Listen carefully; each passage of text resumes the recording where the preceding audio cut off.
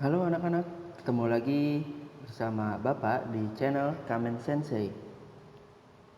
Dalam pertemuan kali ini, Bapak akan menjelaskan tentang kegiatan ekonomi. Apa saja sih kegiatan ekonomi itu? Mari kita mulai ya. Bismillahirrahmanirrahim. Assalamualaikum warahmatullahi wabarakatuh. Selamat pagi, selamat siang, atau selamat sore bagi kalian yang melihat video ini kapanpun. Hari ini seperti yang Bapak tadi sampaikan, kita akan belajar tentang kegiatan ekonomi. Nah, kegiatan ekonomi di sini ada gambaran umum tentang kegiatan ekonomi. Ada apa saja? Ternyata ada 3. Yang pertama, produksi. Produksi itu apa sih? Produksi itu adalah kegiatan menghasilkan atau menambah nilai guna barang atau jasa. Nah, pelakunya disebut produsen. Jadi, yang namanya produksi itu bukan hanya menghasilkan barang saja, tapi juga bisa menambah nilai guna suatu barang. Contohnya, kayu yang baru saja dipotong itu harganya tidak akan lebih mahal daripada kayu yang sudah diolah menjadi kursi misalnya, atau menjadi meja dan lain sebagainya. Nah, itu adalah contoh menambah nilai guna suatu barang. Kemudian yang kedua, ada di sini namanya distribusi. Secara teori, distribusi itu adalah kegiatan untuk menyalurkan atau mengantarkan barang atau jasa dari produsen ke konsumen. Nah, maksudnya kegiatan distribusi itu intinya bagaimana caranya barang itu sampai ke konsumen. Nah, barangnya dari mana? Tentu saja dari produsen atau orang yang melakukan kegiatan produksi. Nah, makanya kegiatan distribusi ini juga mungkin sering kita sebut dengan istilah jual beli. Nah, itu istilah mungkin sudah familiar, sering didengar oleh kalian. Jadi distribusi itu sama saja dengan kegiatan jual dan beli. Hanya saja nanti kita akan mempelajari cara-cara pendistribusian barang itu seperti apa. Nanti Bapak akan jelaskan pada slide-slide berikutnya. Nah, orang yang melakukan atau kelompok yang melakukan kegiatan distribusi disebutnya distributor. Kemudian yang ketiga, kegiatan ekonomi yang ketiga ini disebutnya konsumsi, yaitu kegiatan menggunakan atau memakai atau juga bisa menghabiskan kegunaan barang atau jasa, baik secara berangsur-angsur atau langsung habis sekaligus. Maksudnya, jadi kegiatan ini sering kalian lakukan mungkin secara sadar atau tidak dari menggunakan sesuatu yang sudah dibeli. Kemudian contoh yang lainnya ada juga memakai atau menghabiskan. Nah, kalau menghabiskan ini contohnya seperti kalau makanan. Kalau makanannya itu kalian makan dengan porsi yang sesuai dengan perut kalian, biasanya makanannya akan langsung habis sekaligus. Tidak ditunda nanti siang atau ditunda nanti malam. Nah, itu contoh dihabiskan secara sekaligus. Nah, tapi ada lagi nih, barangnya itu dihabiskan kegunaannya secara berangsur-angsur. Contoh seperti kursi. Mungkin kursi itu jauh lebih lama penggunaannya sampai kursinya patah, baik itu karena rayap maupun mungkin karena kerusakan yang disebabkan oleh manusia. Nah, pelaku atau orang yang melakukan kegiatan konsumsi disebut dengan istilah konsumen. Nah, kemudian kita akan membahas ada nilai guna apa saja sih yang bisa diubah dalam kegiatan produksi. Nah, tadi kan Bapak sudah sempat bahas, kegiatan produksi itu adalah kegiatan menghasilkan atau menambah nilai guna suatu barang. Nah, kita akan bahas nilai guna yang pertama adalah nilai guna bentuk. Suatu barang akan memiliki nilai guna apabila telah mengalami perubahan bentuk. Contohnya ketika kayu sudah berubah dari berbentuk kayu yang berbentuk silinder, kemudian berubah menjadi kursi atau menjadi meja dan lain sebagainya. Nah, itu adalah contoh merubah nilai guna bentuk.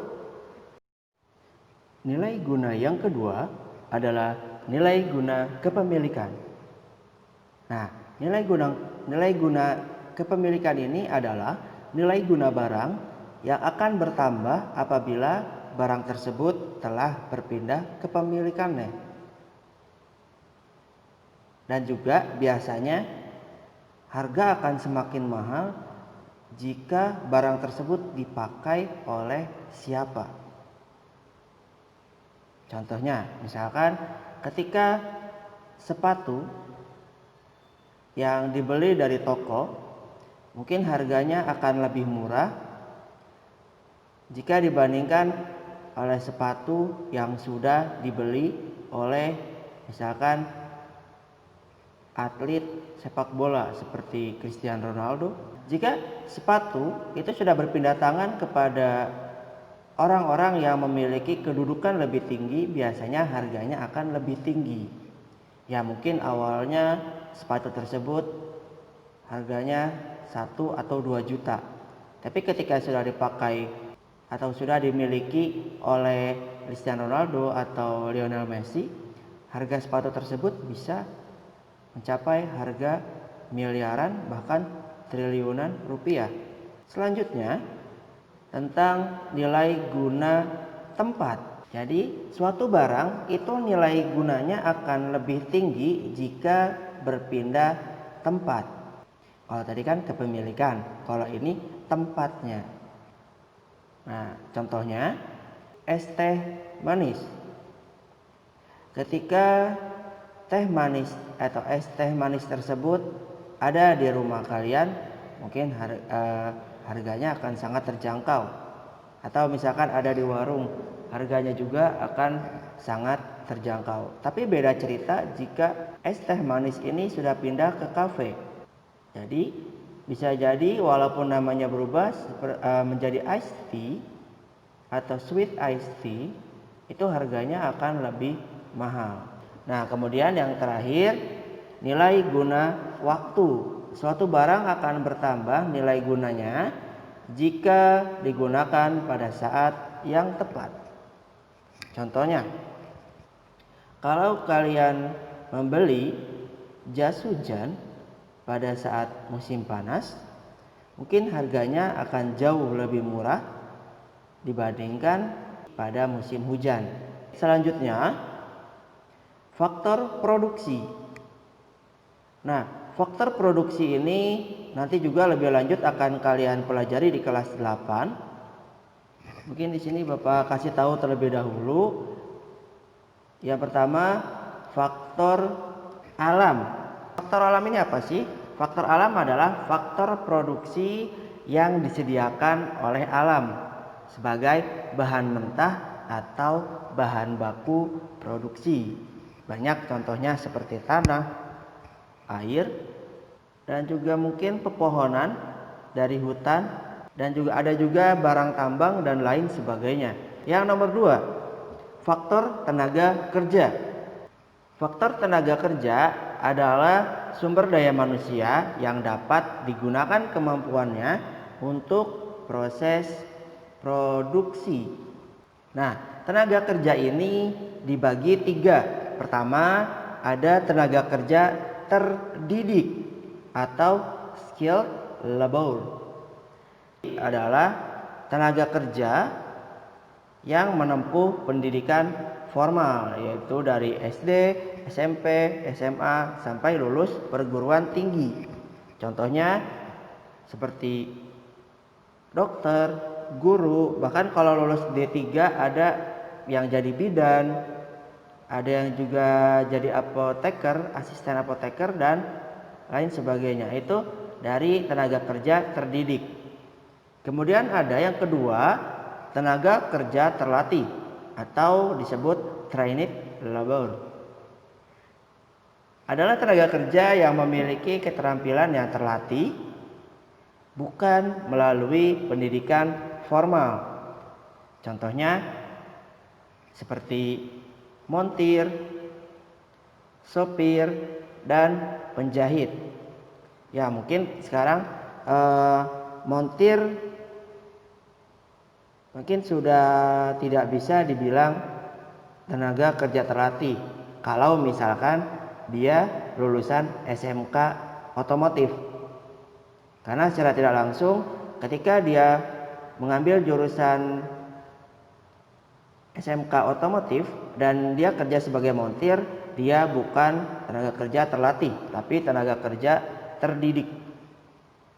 Tapi kalau misalkan montirnya dia belajar otodidak atau belajar berdasarkan pengalaman atau diajarkan orang lain yang melalui jalur pendidikan tidak formal, maka bisa disebut tenaga kerja terlatih. Atau yang lebih gampang, supir. Kalian mungkin ada beberapa di antara masyarakat yang tidak ingin melanjutkan sekolah, akhirnya dia mengambil kursus mengemudi, kemudian menjadi supir yang memiliki keterampilan yang sudah terlatih.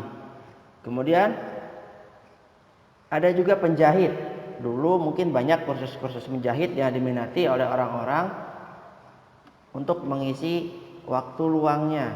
Biasanya yang berminat di penjahit ini kebanyakan perempuan, ibu-ibu rumah tangga, supaya bisa mendapat penghasilan tambahan dengan menjahit baju pesanan orang lain.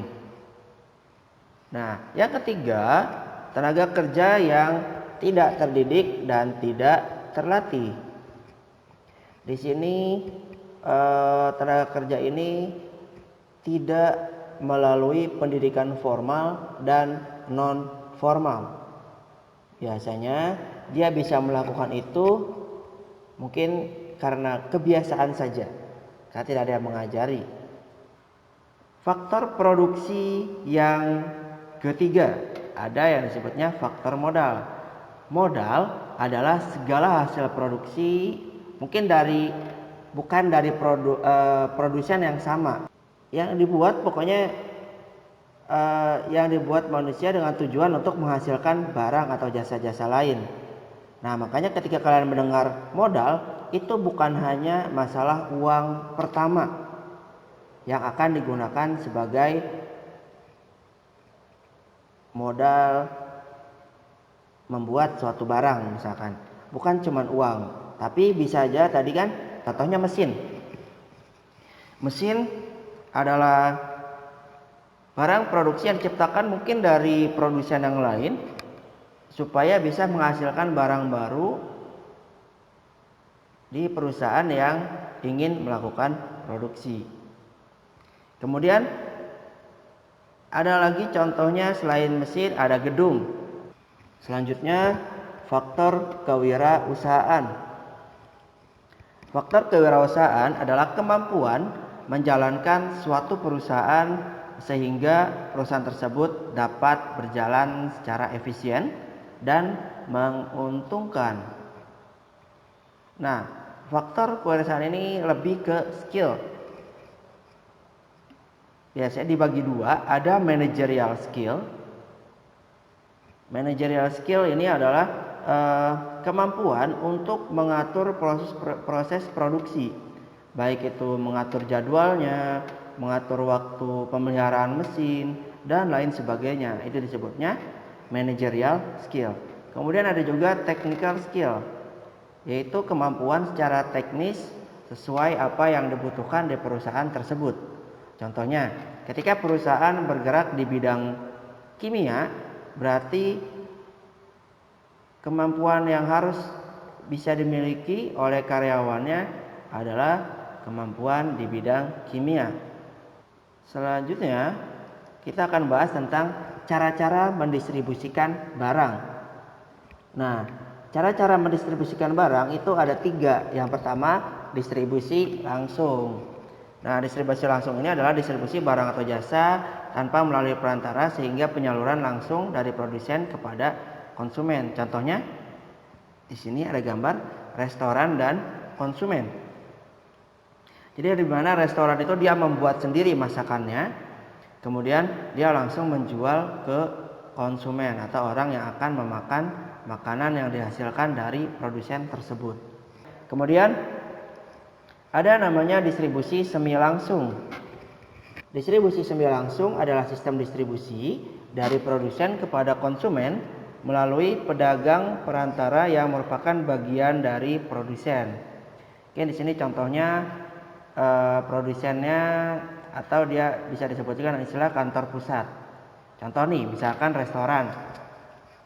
Ternyata restoran itu ada cabang-cabangnya seperti franchise dan lain sebagainya. Nah, franchise tersebut biasanya mendapatkan bahan baku dari kantor pusat. Ya, contohnya misalkan seperti ayam geprek